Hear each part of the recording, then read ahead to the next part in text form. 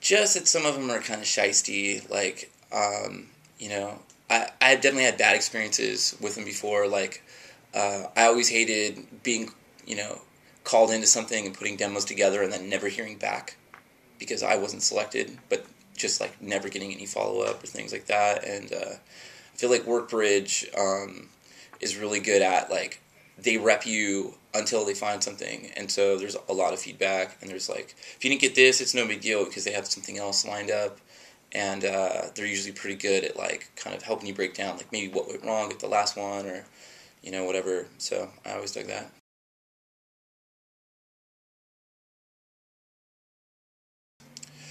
Uh, well, like I guess I sort of said that, but another thing too is like, I've had to sign weird.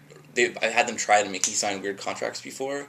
Like this one agency wanted me to sign a contract that said the recruiter got paid from the company, and then I would get paid from the recruiter the last Friday of the month following that.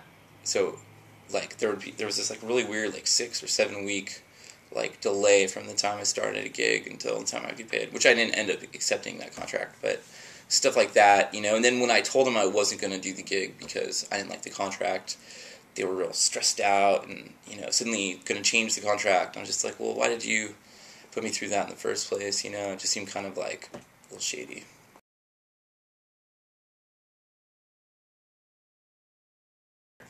Well, I mean, first off, this is the only recruiting agency that had been recommended by other colleagues of mine. I knew several programmers and people who had already met you guys before and didn't have bad things to say, And then on top of that, like I've known you guys for about 2 years now, and I feel like I'm friends with the recruiters I work with, and also I've been repped as a freelancer, which I know not everybody gets repped as a freelancer. Some people are just looking for full-time gigs.